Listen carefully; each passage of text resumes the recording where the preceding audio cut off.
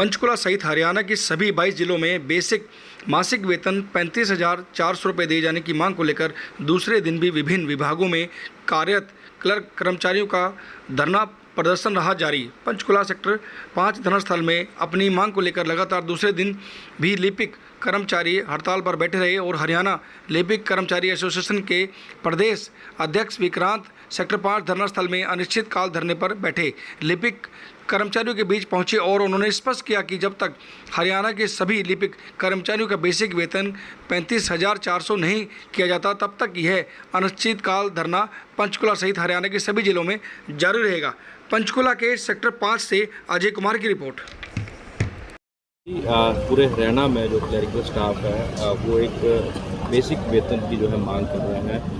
कब से आपकी ये जो लड़ाई है सरकार के खिलाफ चल रही है और आगे की क्या रणनीति रहने वाली है? देखिए, जो क्लरिकल कैडर है ग्रुप सी के अंतर्गत आता है और इनकी डिमांड कोई 1-2 वर्ष की नहीं है, दशकों की है।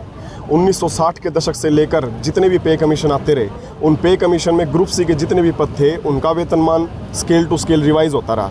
लेकिन एक क्लर्क का जो वेतनमान होता था जिसकी तुलना में बाकी पदों का या तो उनके बराबर था या कम था, वो सारा का सारा हमारा क्लर्क का तो वो घटाते रहे, बाकी का स्केल टू स्केल रिवाइज करते रहे।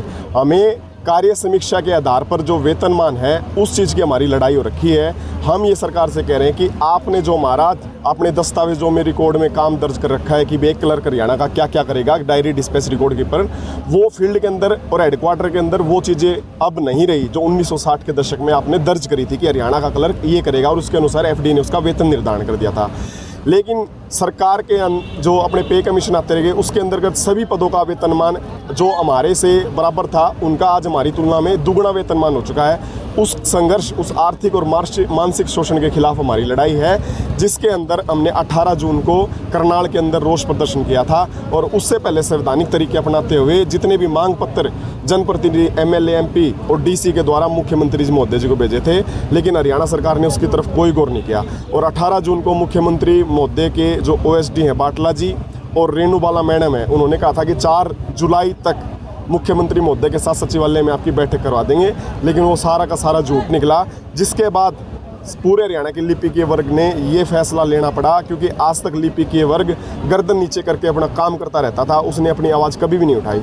इस वजह से आज पूरा का पूरा हरियाणा के जितने भी विभाग हैं, चाहे वो हेडक्वार्टर के हैं, फील्ड के हैं, सभी के सभी जिला उपायुक्तों के बाहर प्रदर्शन में बैठे हुए हैं और हमारी एकमात्र मांग है जी। तो धरना रहेगा, ये शांतिपूर्ण रहेगा जी आपका? ये अभी तक शांतिपूर्ण है, आगे भी शांतिपूर्ण तरीके से धरना रहेगा, क्योंकि हमारा किसी व्यक्ति विशेष के साथ लड़ाई नहीं है, हमारी सिस्टम के साथ लड़ाई है। सरकारों के साथ हमारी लड़ाई नहीं है। सरकार तो पहले भी थी जी, उस टाइम कांग्रेस ने भी वादा किया था, बीजेपी ने अपने संकल्प पत्र में वादा किया था, एक कैबिनेट के अंदर पास भी हो गया था, लेकिन किसी ने लागू नहीं किया, सिर्फ एक कोरा मजाक किया क्लरिकल कौम के साथ। लेकिन अब क्लरिकल कौम पूरी की पूरी जाग चुकी है अपने हकों के लिए, और आपको भी पता है कि आप खुद से अपने उत्तर देने में सक्षम हो जाएंगे। 19,900 में 150 किलोमीटर दूर जो पोस्टिंग दी जाती है, वहाँ पर अपने परिवार को किराए के कमरे पर दूध, बच्चे का, माँ बाप की छोटी मोटी दवाई और उनके प्राइवेट स्कूल की पढ़ाई, क्योंकि सभी सरकारी स्कूल इतने सक्षम नहीं है, ना इतने अच्छे हैं, इसलिए सभी तरह की चीज़ें जो वास्तविक धरातल पर है उसके अंतर्गत आप सोच सकते हैं 19,900 में क्या उसका गुजारा हो सकता है।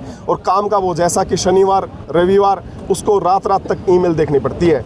उन्होंने तो अपने दस्तावेज में कह दिया था कि डायरी डिस्पैच रिकॉर्ड कीपिंग करेगा, लेकिन अगर आप फील्ड में जाकर किसी भी विभाग के अंदर अगर आप पूछताछ करोगे तो आपको पता चलेगा कि एक क्लर्क के पास सैकड़ों जिम्मेवारियां, सैकड़ों। अगर उसको कोई कोर्ट केस दिया जाता है तो उसको एक एडीओ की तरह, एडवोकेट की तरह भूमिका निभानी पड़ती है। मैं आपको छोटा सा उदाहरण दे रहा हूँ। आगे क्या, कब तक ये लड़ाई चलेगी, किस लेवल तक जो है आप जाएंगे? क्योंकि अभी जो जिला लेवल पे आप बैठे हो 22 के 22 जिलों में जो है कामकाज भी प्रभावित हो रहा है। हाँ जी। तो आगे की क्या रणनीति रहेगी? आज दूसरा दिन जब तक सरकार की तरफ से लिखित में नोटिफिकेशन नहीं आ जाता तब तक ये हमारी लगातार लड़ाई रहेगी, क्योंकि अब हम बहकावे में नहीं आने वाले, क्योंकि जायज़ मांग है, तथ्यों के साथ रख रहे हैं, कोई जिद नहीं है, अपनी जायज़ मांग को रख रहे हैं तथ्यों के साथ। सरकार बैठे, बात करे और इस चीज़ को सुलझाए, तब तक ये लड़ाई ये अनिश्चितकालीन चलेगी जी। 22 के 22 जिलों में आप देख सकते हैं, किसी भी रेवेन्यू अफसर में उसमें एक भी रजिस्ट्री नहीं हुई, 0 रजिस्ट्री है। तो 2 दिनों की हड़ताल के दौरान कोई अधिकारी या सरकार का नुमाइंदा आपसे कोई बातचीत करने का न्योता आया? नहीं, हमारे पास किसी का भी कोई संपर्क नहीं हुआ, ना कोई पत्राचार हुआ। और अभी तक हम हमारा अनिश्चितकालीन धरना शांतिपूर्ण तरीके से कर रहे ये हैं। मान सकते हैं कि इस हड़ताल के अंदर सभी एक छत के नीचे विभाग इकट्ठा हो गए हैं। आप देख सकते हो जी, irrigation, public health, technical education, अपना निदेशक शिक्षा और भी ESI, हेल्थ, सभी डिपार्टमेंट एक छत के नीचे इकट्ठे हो रखे हैं। अगर आप कल के अखबार उठाकर देखोगे 22 के 22 जिलों के अंदर हमने जो टेंट सोच के लगाए थे वो सारे के सारे छोटे पड़ गए हैं। सभी क्लरिकल स्टाफ एक साथ एक मंच पर आ गया है जी अपनी डिमांड के लिए।